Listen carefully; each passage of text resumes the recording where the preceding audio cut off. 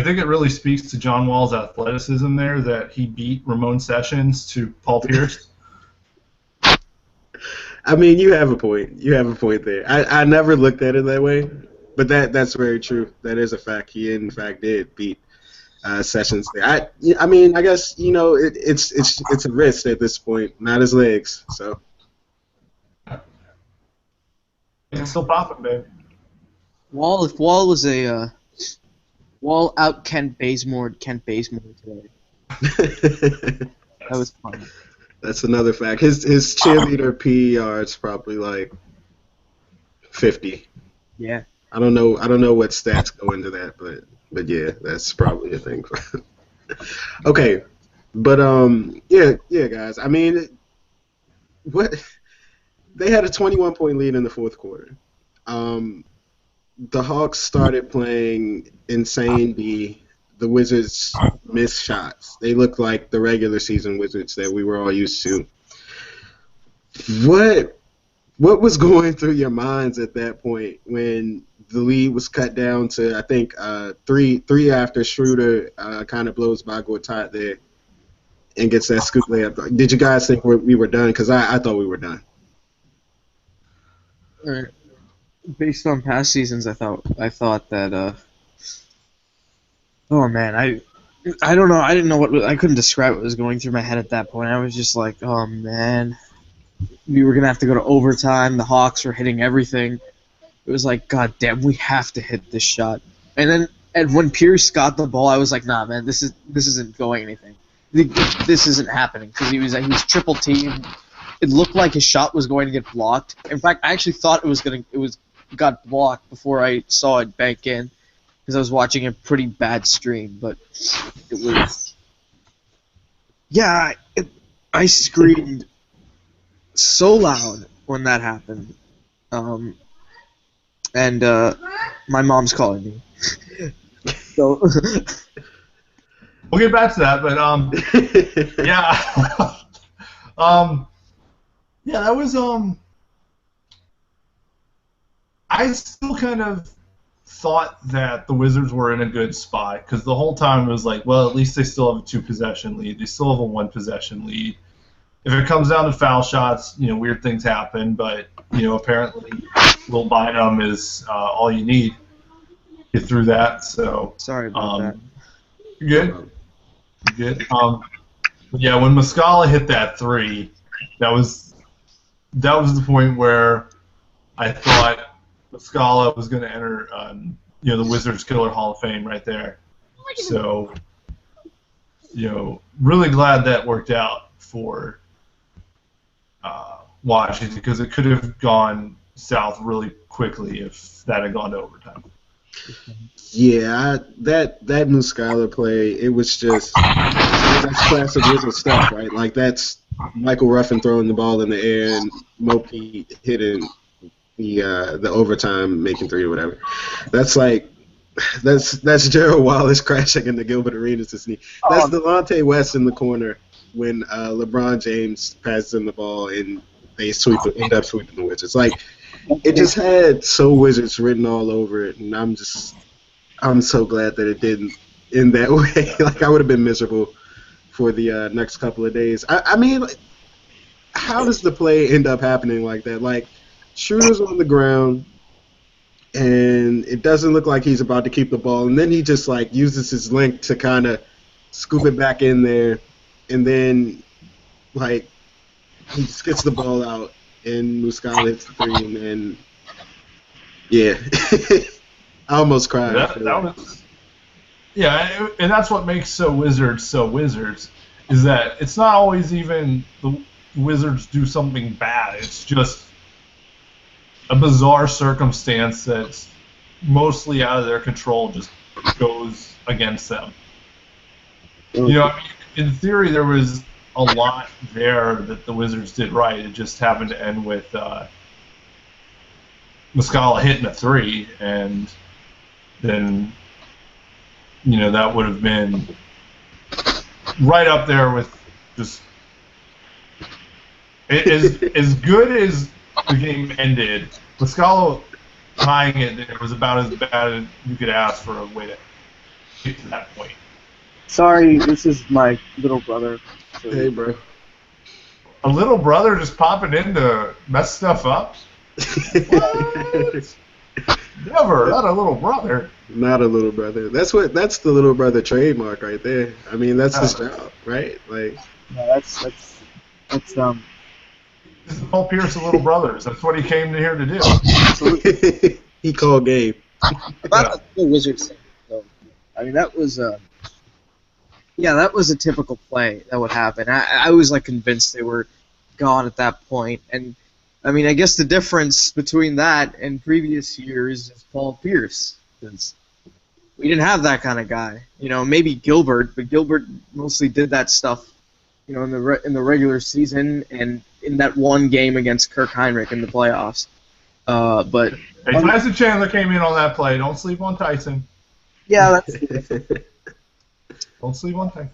yeah. Sorry, Resident Gilbert Arenas apologist here. Had to.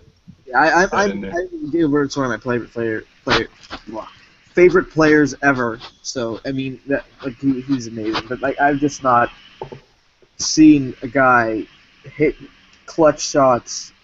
Like, and I'm one of those guys that I'm kind of skeptical of the concept of clutch. But having Paul Pierce is like essentially confirmed that this kind of thing exists. You just can't quantify it. It's incredible to watch. You know it when you see it, and it's like, yeah, I don't know what else to say after that game. I mean, I screamed again. I screamed so loud after that I lost my voice for a second.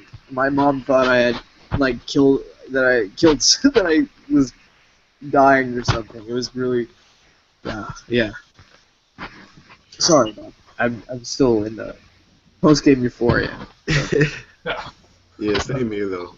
Here's what I'd say about Pierce, though. It's not so much that there's such a thing as clutch as there is when the game gets those final seconds. Certain players, I think, are just optimized to excel in those areas. And I think Paul Pierce just happens to be that guy. If basketball was played for 48 minutes like it's played the final 10 seconds, you know, Paul Pierce would, you know, maybe be the GOAT. But it's probably good that basketball isn't played like that. It would be a very bizarre game.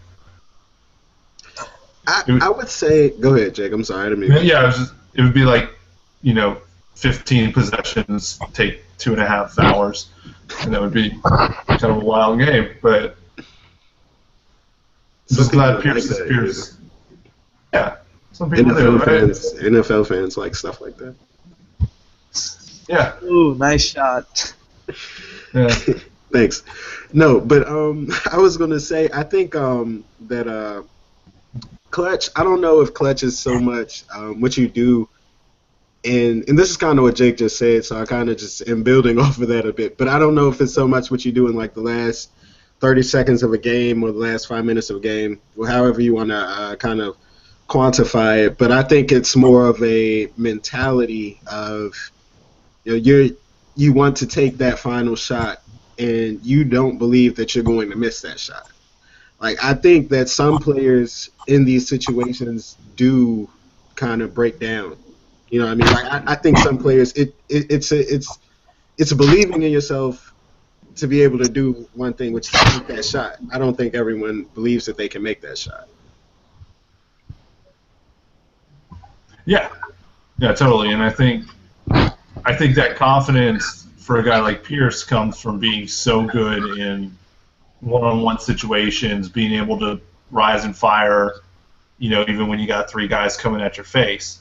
That's something he excels at, where someone who is more suited to, you know, take shots off a screen or, you know, be there for a kick and drive isn't going to have that same voice. Right. And a confession, I totally thought the ball was going to Beal on that last possession. I forgot that we had Paul Pierce until he passed him the ball, and then, like, you know, there's that realization with 5 seconds left that, oh yeah, Paul Pierce, he's pretty good at this. That's probably a good design. So glad that worked out. Yeah, I'm not sure if the play went exactly how they planned it, because I mean, Paul Pierce, like you just said, shot over 3 guys, but I mean that's what he was signed for. In the offseason after they signed Pierce, all the talk was about now they have a guy who can take that last shot. We hadn't really seen Wall or Beal excel in those situations at that point, and now they went out and got a guy who could just kind of get them over that hump if need be. So, I mean, he came in, played a pretty good game overall today. Was hitting from outside, definitely. But I would say that, as a Wizard, this was definitely his most important moment. Yeah, thank the GOAT, Sam Cassell, for getting him here. Because that was... Yeah, I mean, you don't realize it until the playoffs, and like I used to be one of the I was not a huge fan of Paul Pierce before he got here, to be completely frank. I thought he was I kind of found his trolling thing annoying.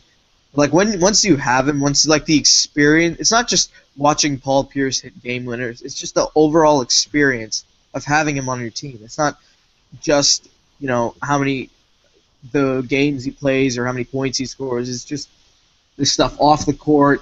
The fun, the cheering for the Caps, the little things he does to hype the team up. It hypes the fans up too, and it's super fun. And I'm so jealous of Boston fans right now, looking back, for having a guy in his prime for all those years. It's amazing. So they played a lot of I guess a full 48 minutes before that shot went down. So we should probably talk a bit about that too. They looked pretty good today for the most part. I think I'm not sure if Sessions ended up scoring double digits. I think he finished with 8 points, but they had 5 guys in double digits, and I think they had 9 guys who scored and 6 guys who had assists. So it's not like they played terribly today. Like, they looked really, really bad offensively on Tuesday in Game 2, but today they looked really good, even without Wall for a really long time. What do you think contributed most to that? Like, I know Bill kind of emphasized being a facilitator today. Whitman talked a bit about that before the game. There was Pierce, who was really hitting from the outside today. Porter was great. Just finding creases in the defense and cutting in them and just finishing shots at the rim. What did you guys think was the most important thing offensively today? God.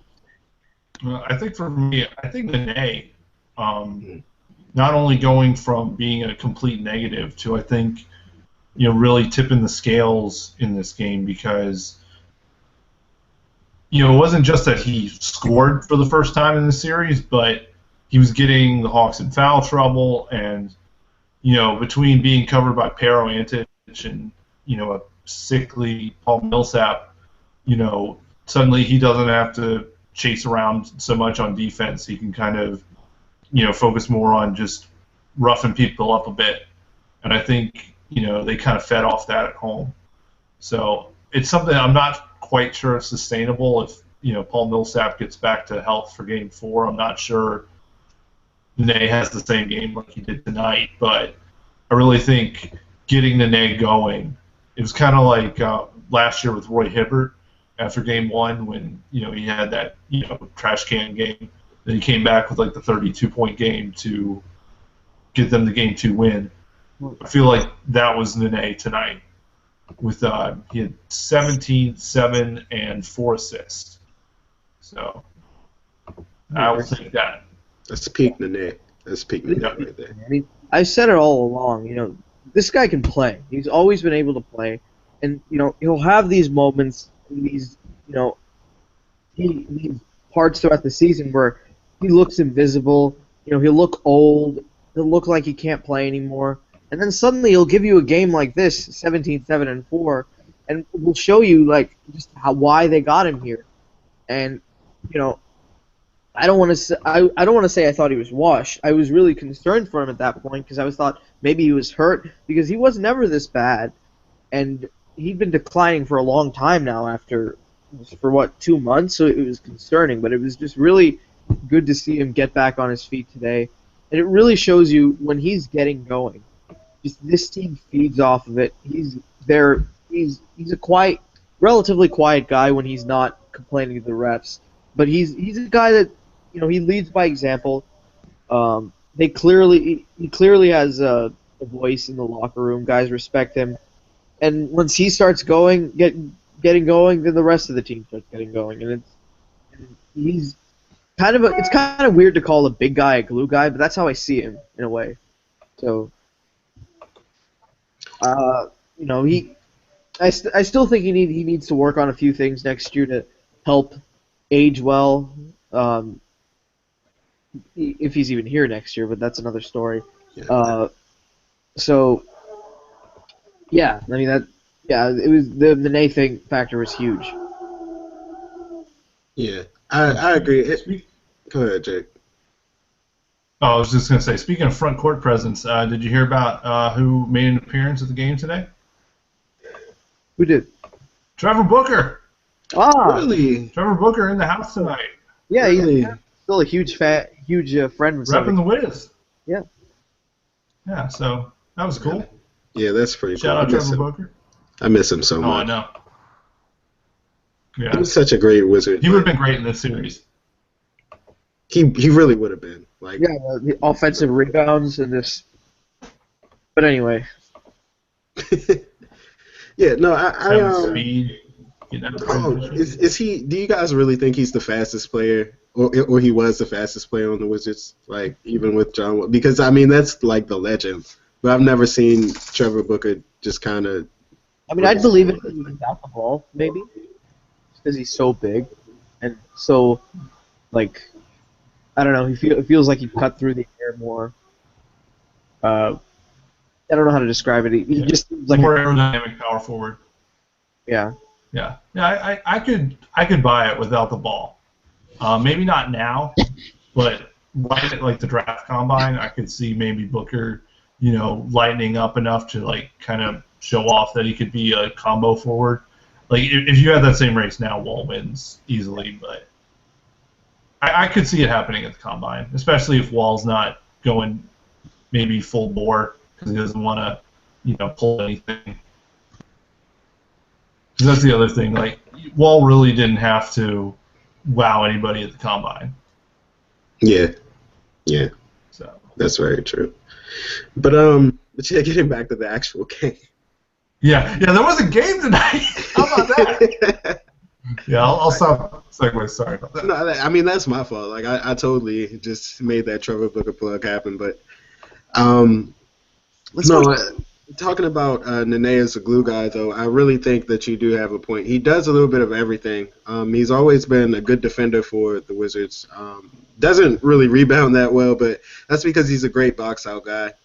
And as far as his scoring goes, I think he's probably their most skilled post player. May not be their most effective, but he can just do a lot for them. And really, in that second quarter, when he was playing center, I think he really dominated then because it's really hard to kind of guard him down low. Like he's just really, really strong, and that's always been his thing. So I think they kind of found a matchup that works with him. And I think it was pretty important for Paul Millsap to not start tonight and to not play big tonight because that really helped Nene out, like you just said, Jake. I wonder if they'd consider playing him with the second unit more now that they realize that Nene Antic matchup is just a horrible one for the Hawks. So, that's something to think about for the future. Yeah, I think it's definitely something that they should consider. Not even just in this series, but kind of going forward. Whether on the net, because I mean, there's no way anyone can deny small ball at this point, right? Like, oh yeah, it works. It works for this team, and Nene, he has some really good skills, but at the same time, I feel like you have to kind of play play a lineup that's geared more towards shooting and spacing rather than the post. I also think Nene as a small ball five can work in some cases, especially defensively, just because you can just switch, um, like with a frenzy. And Nene's not a horrible pick and roll player himself. Obviously, you maximize the offense more with Gortat in there. But if they want to use Nene and still keep that small ball identity, they can hit him at the five. I think he'd be more willing if they're scoring more and he's switching out to guys more on the perimeter instead of banging down low. So, yeah, and the thing is, he's so versatile. If they just take his post-ups out of the offense, he can still hit mid-range shots. If he works on it over the summer, I don't see why he can't hit corner threes next summer.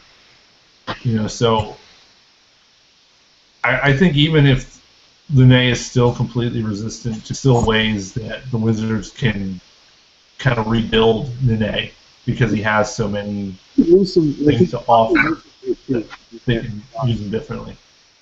He'd probably do a Tim Duncan and lose 15, 20 pounds of the offseason just to keep pressure off those feet that seem to pop up here and again. So, what did you all think of Sessions today? He finished with 8 points. I think he scored 21 points last game. He only finished with 8 today on 10 shots, but he had 6 assists and did a really good job of getting into the lane. Did you feel like he was important today, especially through those first 3 quarters? Because I kind of felt like he really impacted the game with his ability to push the ball and kind of get into the lane and scramble the defense a little bit. I have been very impressed with him on Sessions since coming here. I did not like the trade. I pretty much bashed it all throughout the time it happened, and I was 100% wrong because it's been a great change up.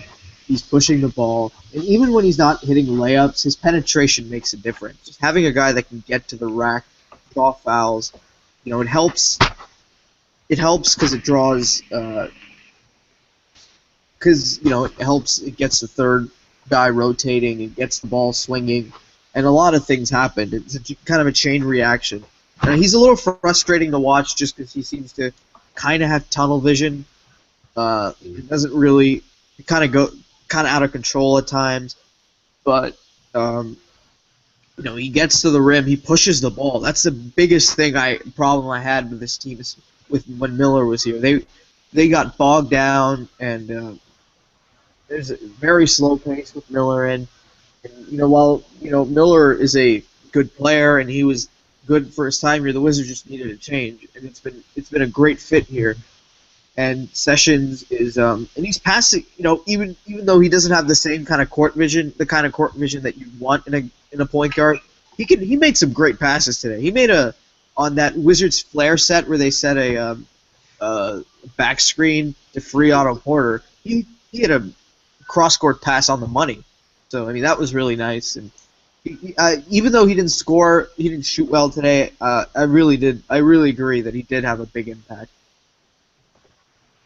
Yeah, with Sessions, the shooting's going to come and go depending on how he does around the rim. It's just kind of part of the experience. But, I think not only did he, keep the pace up, I think the advantage of having Sessions over Wall is, Sessions over Miller, is that he can mimic Wall. It's obviously a cheap impersonation, but they need basically, with Wall out, someone to at least look the part, and he's got enough speed and he can get into the lane enough to functionally serve some of the same role.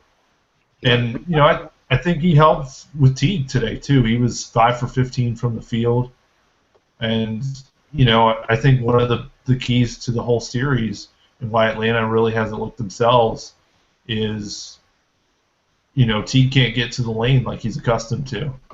And without that, a lot of the movement and a lot of the things that makes the Hawks work don't work.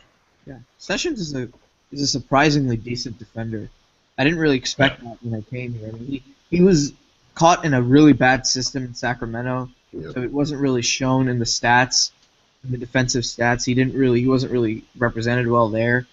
But in terms of just positioning and being in the right place at the right time and not making many mistakes, I mean, that's good, solid defending. And I think a lot of people forget that in point guards, that you don't have to be Patrick Beverley or Avery Bradley just viciously pressuring the ball all the time. It's sometimes just about being in the right place at the right time, being able to funnel the ball into the big at times, and he's done that. And I've been really impressed by his defense in this series. I kind of want to go back to Teague a little bit because this game was extremely chippy. It's from the beginning. I mean, you could just tell the Hawks were frustrated. I think a lot of that frustration was coming from Teague. And like you guys just said, Sessions has done a really good job on him. Wall did a good job on him game one. Do you guys think this could get any worse? I mean, just Teague, I don't know, man. Like he's turning himself into a DC Sports villain now, with undercutting John Wall a bit and causing this injury, and then like punching Bradley Beal in the face. The crowd really didn't like him today, and I mean he's just extra frustrated right now. Like, could this all just boil over? Yeah, I think there's totally an element of, we've got our Beal versus Lowry now for this series with Beal and Teague. And I don't know if there's maybe an element of bitterness over what happened in Game 1. There really hasn't been any comments to suggest that they're upset at Teague about what happened. It certainly didn't seem like anything intentional with the whole wrist thing. But obviously Game 3, if there wasn't anything before, there is now with the way Teague fouled him there. And I think a lot of that stems from, again, going back to Nene, the Wizards, if nothing else, can rough the Hawks up in a way that the Hawks can't respond unless they have Elton Brand out there or something. So, I think that goes to where, they got to find a different way to counter the Wizards roughing them up. And tonight, they couldn't do that because Nene was too effective and Antich and Millsap weren't. So if the Wizards can keep that up, it's going to get more frustrating for Atlanta.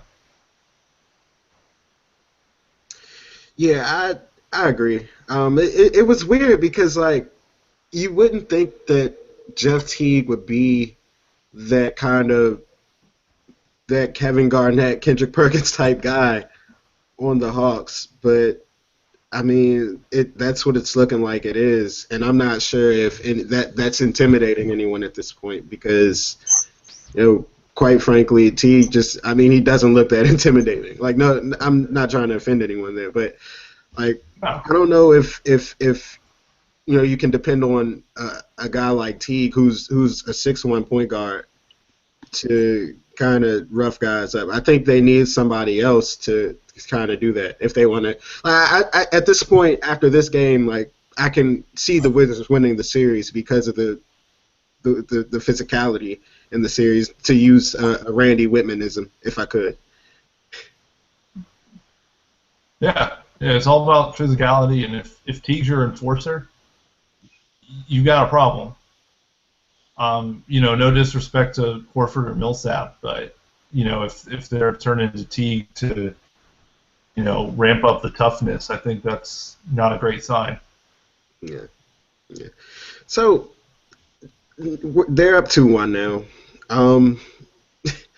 At this point, most times if Wall wasn't hurt, then everyone would be picking the Wizards for the series in general. But are you guys still kind of worried about this? Like, I know there's always going to be that concern because the Hawks are a 60-win team, but the tables have turned the Wizards' way. Are you any more confident in their chances to win than you were on Tuesday? I mean, a little, but I still think the Wizards. after a win like this, I hate saying something like this, but I still feel like the Hawks have a good chance to win the series because they haven't really given the Wizards their best shot yet, and there's a game where Millsap or Teague might get hot from outside, and it's curtains for the Wizards. So there's this series still isn't over. Hawks were a good road team, so they could still take one away. And I think that's why that Game 4, which I hope to go to, by the way, will be an important one. So, the Wizards have to impose their will and just more or less pull this, just end this series in Verizon Center, for all intensive purposes. So, yeah, I mean, go ahead. Yeah. Yeah, I was just going to say, Ben Alamar, who runs up the analytics for ESPN, he just published the new playoff odds. And right now, Wizards have a 62% shot based on winning tonight. Obviously that doesn't factor in Wall, and it doesn't factor in, all the external issues with, Wall and Millsap and everything else. But you got to be encouraged, but I think there's still something to be said about an emotional letdown here in the coming days.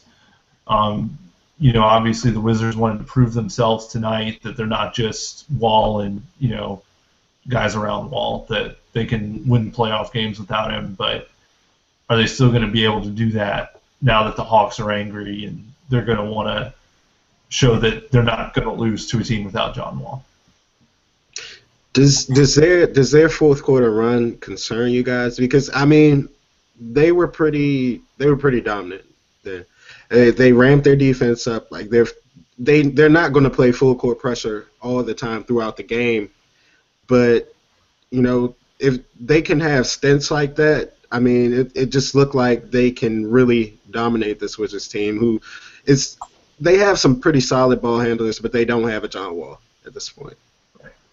I mean, it did concern me in some respect because if the Hawks get that hot in a game, if Kyle Korver somehow springs free and hits 5 threes or something, they can pull away quickly. But at the same time, a lot of those guys are just third stringers, guys at the end of the bench just getting hot, and sometimes the shots will go down and.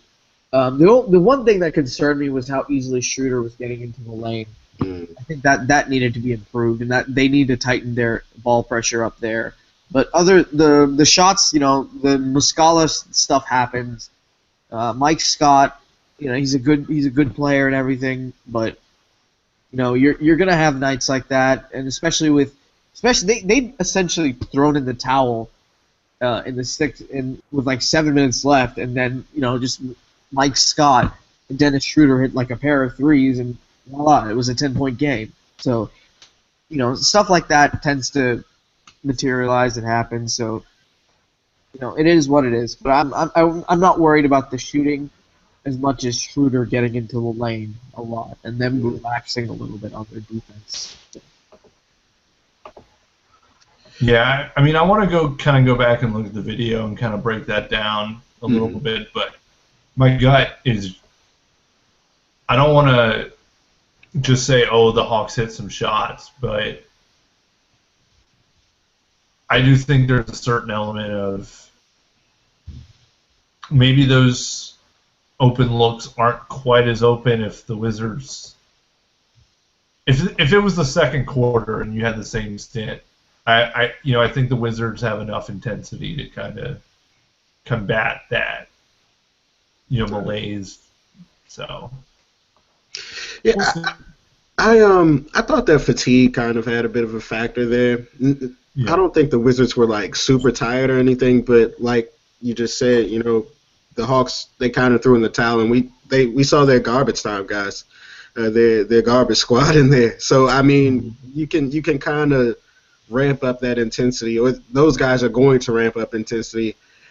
because they know that this is their shot to play, and they have to prove that they can play well. And I know like that's kind of like a I don't know, it's a really weird narrative, I guess, but I do think that kind of factored in today. Not to make excuses or anything like that for the Wizards, but I do think that mattered.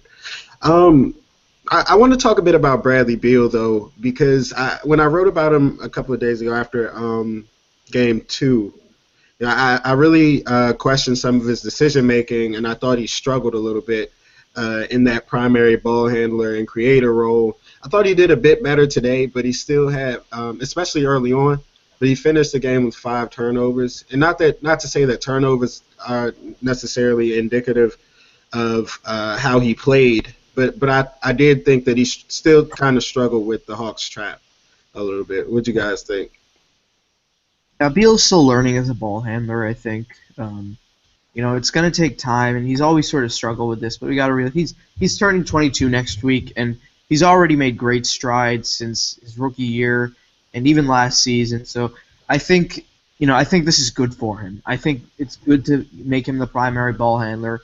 He's going to make mistakes. It's the best time of the year to do it, and he's learning. I think today he did a better job by waiting out the pick and rolls a little bit. Last game he was way too trigger happy for me. He was taking a lot of off balance, long twos, and he still took a lot of mid-range jumpers, but he waited for Gortat to screen and set his feet and hit the shot more today, and I think that makes a difference, and I think he did a good job with that, and I didn't really have any kind of a problem with his shot selection today like I did last game. So I think he made better decisions. He still needs to work on he seems a little clumsy with the ball. It's kind of weird. He falls down, slips a little, stumbles. He's got to work on that. I don't know if that's just him growing, or just him, him getting used to his legs or something. But yeah, he needs to be a little bit more careful and smooth with the ball. But I'm enjoying that they're actually making him a ball handler. Yeah, I think it's he had a better performance tonight than Game 2. But, the problems that were there in Game 2 aren't going away. Not this, even if he has a peak Bradley Beal game, he can't fix everything that's wrong there, in a week. And so, I think he took steps in the right direction. I think he was better at taking that extra dribble into the defense to make things happen. And, there were more turnovers, but I think they were the right kind of turnovers. It's the same kind of thing with Wall. Sometimes he'll have a high turnover game, but you'll take it if he's being aggressive. Right. And especially without Wall, you desperately need someone that can be aggressive and get the shots that he wants.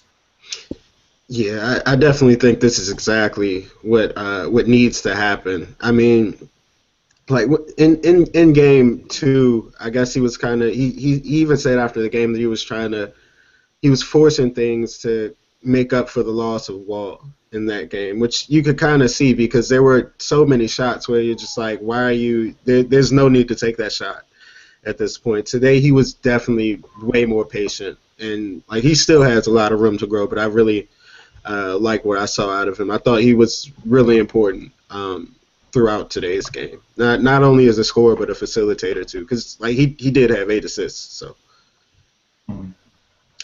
So, is there anything else that you guys want to talk about before we wrap up? I think we covered everything. There's one thing we actually, Mike and I, we talked about this before, but we had a request to bring it up. I guess Dennis Schroeder thought Pierce's game winner was a lucky shot, and then Paul Pierce hit him back with this quote: "He's a little young. He probably missed with me in 2K." That was great. That was a good response. It's a great burn, but it also goes full circle to something Pierce said back in January, when he said. This generation of players don't trash talk like he and Kobe Bryant because they play 2K instead of going to the park. So, I love it. which is it, Paul Pierce? You can have it both ways, man. Yeah, Paul Pierce is great. I mean, in terms of the luck thing, I mean, it's the playoffs. It happens. I mean, he's been doing this for years. I mean, you could say any shot, all shots those shots over two guys. You could also say they were lucky. I mean, what is luck anyway? Honestly, like it just enjoy it. It is Paul what Pierce is luck. I'm sure Schroeder was probably taken out of context there, in a way, but still, I don't really care about the luck thing because it was a bank shot, but he's been doing it for years, and I definitely think there's something to just be excited for there. It was awesome. So. Yeah.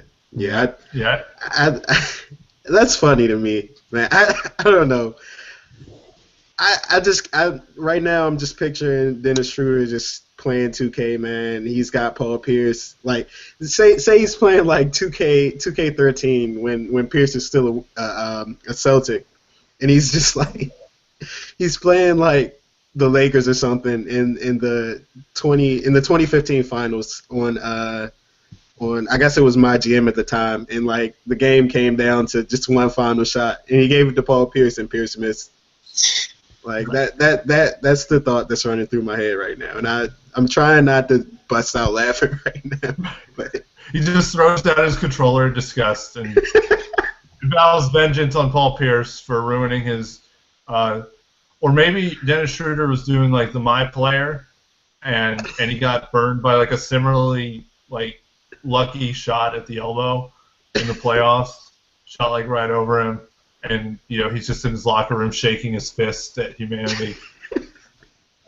Shout out to Knicks and Lakers fans, by the way, for their sustained hate of Paul Pierce, no matter what team he's on. That's amazing to me. That is amazing. Like, they still hate Paul Pierce to this day. Yeah, it's great. It's great. It's funny. It's good entertainment. It's passion. That's what that is. Have you guys seen that video where this guy's playing FIFA, right? And like he shoots like 3 times at the goal, and every single time it hits the bar. Like, it hits the bar, and there's no one there to block it. Like, he's just missing, and then he throws the controller in the TV. Oh, I saw that. Yes. That's what I'm picturing in my head with Schroeder. Like, now let's see if we can pull that one up. YouTube bar. I don't even. I saw it on. I think I saw it on Facebook the other day. It's something like that. Stronger After Dark, everyone. I think we got it. Oh, you got it. I think we might have it. We'll see. Let me try to pop it in here. Oh.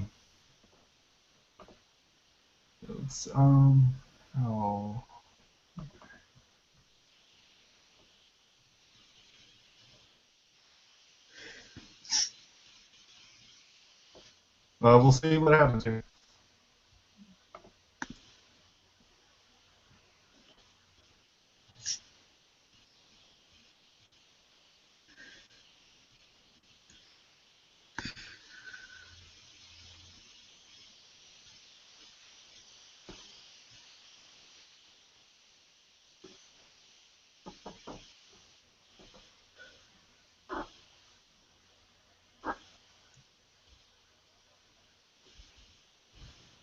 I'm just sitting here anxious. I'm just waiting. Yeah, I know. Yeah, it might be mine. I think. Sorry, guys. Someone in the comments recommended upgrading the computers to a Commodore 128. I don't know what that is. That's probably the Winchester. That's probably me. It's Winchester technology for you. You're getting there. Unfortunately, we used all the Bullets Forever budget this year on gifts, so. And all the Durant memorabilia. And that too, yeah. We accept donations. Yes, we will take any donations. Anything. Any donations. If you have a sandwich that you haven't eaten, Anything, literally. Yeah. Yeah, we will. We're not above free swag. No, not Okay. at all. Yeah. All right. Well, I can't get it to work. So. Oh my god, no. My bad. Sorry. I was so excited. Like, oh well. I know. But well, I'll make it up with this. The Hawks' social media are not taking this game well. They're trying to get the Cavs in on a petition now. For those of you that aren't looking at the screen right now, they tweeted out, "Hey, at Cavs, will you sign this with us?" And it's a petition to outlaw backboard usage on game-winning shot attempts. So, best of luck with that, Atlanta. that is great. I love their social media team. Like that, Yeah. they're great. I like Hawks fans too. Pretty cool people on Twitter. If you follow them, yeah. Hawks Twitter is amazing.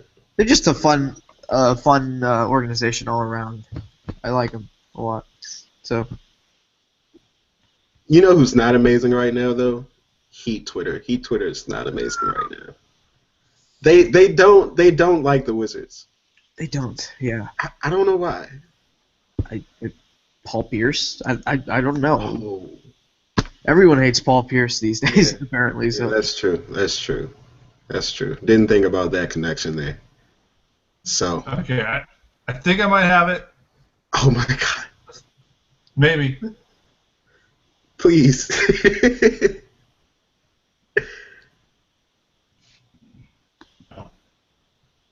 Oh. All right, maybe next time. Sorry, everyone. Oh. Warriors are coming back. Okay, sorry, that was a different game. What? Breaking, Okay. not breaking. Okay, I guess. Yeah. Should we wrap up now? Absolutely. We had a good run. We did have it. We had a great run, guys. Thanks for coming on with me. Appreciate it. All right, thanks for listening, everyone. The next game is on Monday at what time is it, guys? You know, I think it's at 8. Not 100% sure though. Yeah. Hit me up. Yeah. There. Yeah, Akbar will be there. He'll be there. So just send my man a tweet. You know, follow him if you're not already following him. Just follow the entire staff. Just follow Bullets Forever. Yeah. Yeah, man. And go read our recap that's up currently. And just look out for coverage throughout the week or the next 2 Monday days. at 7. At 7. Okay, so Monday at 7. There we go. Boom. Monday at 7. The Wizards have a 2-1 series lead and may jump to 3-1, which is normally a death grip. So go Wizards. Yes. All right, guys. Thanks. You.